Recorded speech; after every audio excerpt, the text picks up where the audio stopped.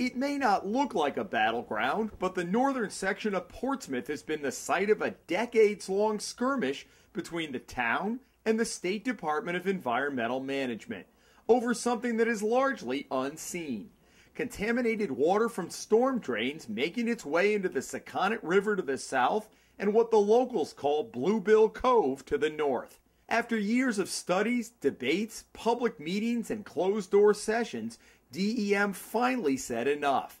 Last fall, it determined the town is violating the state's Water Pollution Act and the agency's water quality regulations. It fined Portsmouth $186,000, calculated on years of non-compliance, and ordered the community within 2 years to begin installing a sewer system for 2 sections of town, known as Island Park and Portsmouth Park. Combined, they have about 1,000 homes, all currently on septic or cesspool systems. There's no public sewer system in town. Larry Fitzmaurice is president of the watchdog group Portsmouth Concerned Citizens.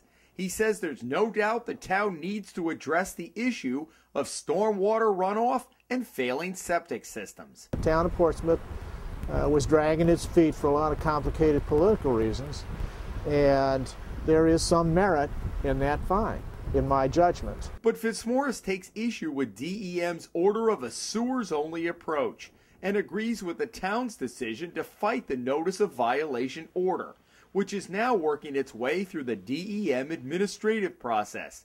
He questions how the town, and specifically those who would have to hook up to the sewers, small houses on tiny lots, could afford the price tag of the proposal. Essentially, I think $42 million is probably a fair guess for an opening number of the total cost to the town on bonding. We calculated that cost for the Island Park people at around $57,000 over 20 years, with about $10,000 of that in the first year. And when you get up into Portsmouth Park behind us, it would be about $45,000 a year. Per household. Fitzmaurice says there are far more inexpensive ways to contain and treat the contaminated water. Alternatives that would satisfy DEM standards. But he says the agency doesn't want to hear it. This is a problem that can be solved by following these bad storm drain emissions up the pipe and looking for the sources. Now, we may not find all of them, but we can certainly find a lot of them. He also says sewers might not solve the entire problem. The people in Fall River periodically will dump raw sewage into the bay. They're simply at maximum on their system, and occasionally they have to do some pumping over the side, so to speak. So that has an occasional effect on us. And it raises the question, what if voters reject the bond that would have to be passed in order to pay for the sewers? What then?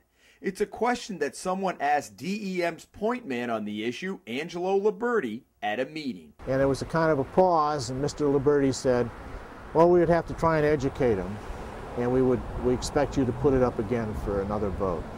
In other words, I guess we'd all go to re-education camp and get our attitude adjusted.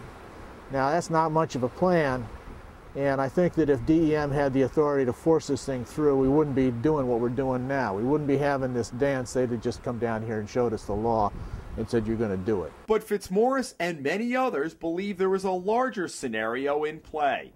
A plan to force the residents of Island Park out of their homes, paving the way for development, complete with sewer service.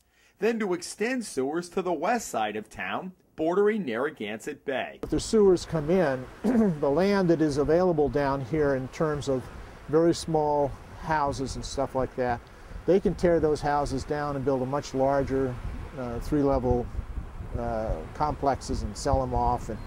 And developers clearly see that as an opportunity. So what does DEM have to say about all this? Well, the agency declined our on-camera interview, saying that it does not comment on matters that are in litigation.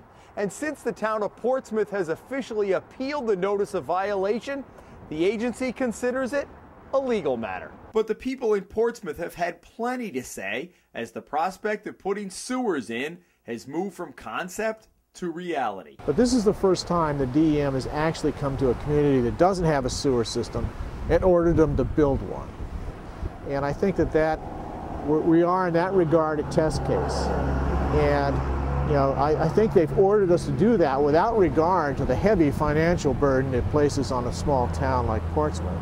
What if the state came to you and said, Portsmouth, this is what we feel is the best thing, and we're going to provide the funding stream to put the sewers in? Would you still agree with that, or would you take issue with it? We would still have some issue with it.